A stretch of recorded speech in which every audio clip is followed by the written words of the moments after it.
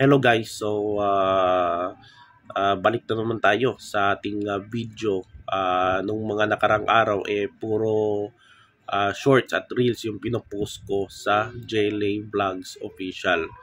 So ngayon balik tayo. So ano yung reaction natin, no?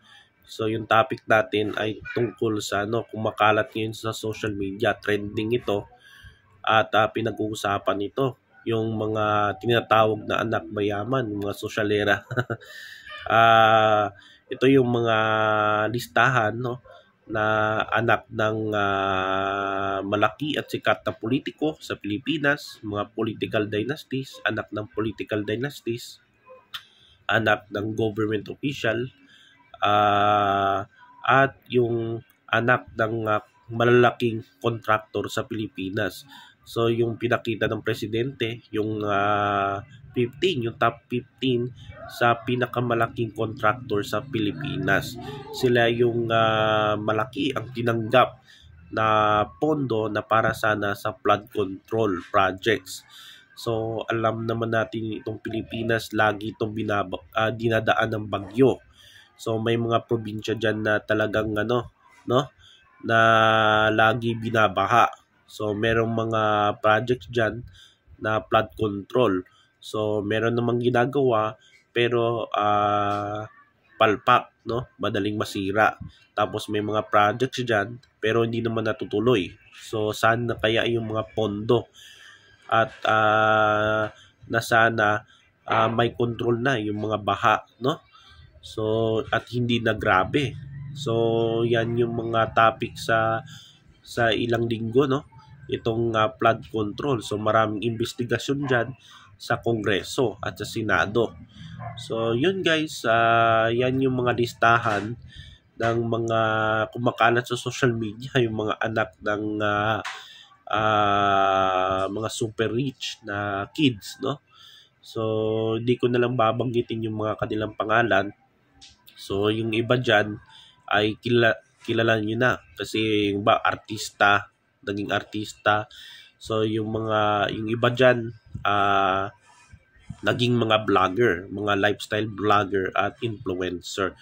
So ngayon dahil naging kontrobersya ito at nababash na sila online, ay yung isa naman diyan yung babae, na anak ng kontraktor at naging politiko pa at congressman ngayon.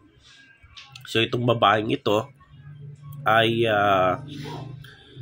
meron ding kumakanta din ito, May TikTok din ito. Ngayon na-deactivate na yung kanyang Instagram at yung iba diyan na i-private na yung kanilang social media. Siguro iwas sa vlog,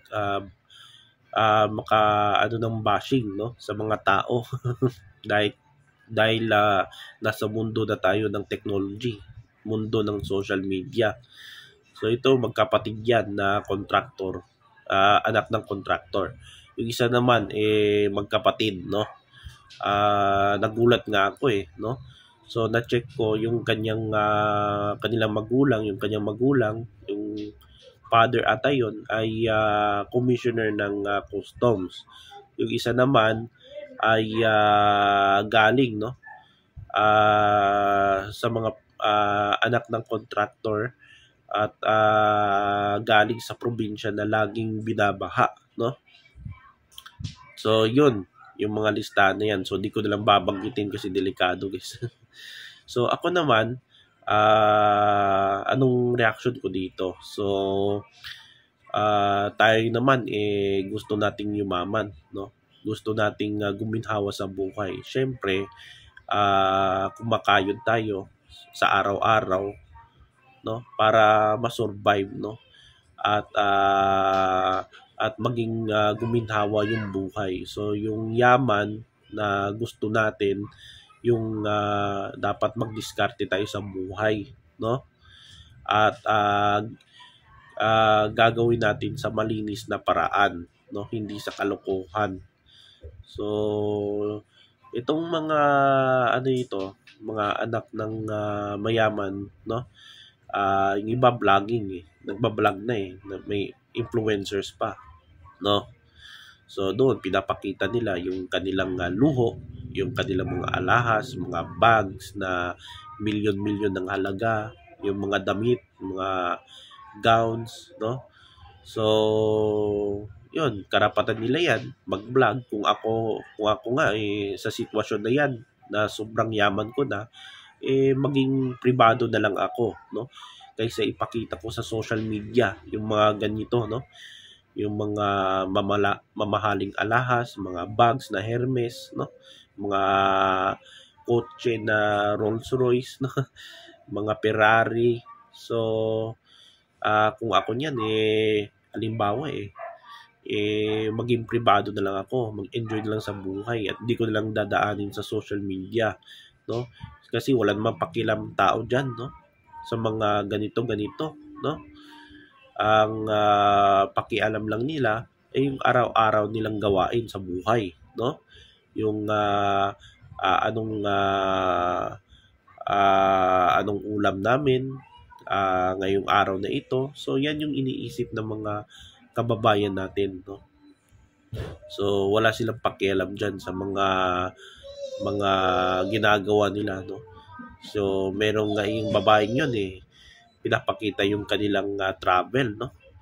So talagang hayahay sa buhay, no? So yun guys, no? Kung ako niyan enjoy na lang ko kaysa ipakita ko sa social media yung mga ginagawa ko. So yun ang ating reaction tungkol dito. So di ko na lang banggitin yung pangalan at nasa inyo na yan, no? At kayo nang manghusga, no? Dito sa mga super rich kids nepo babies dito sa Pilipinas.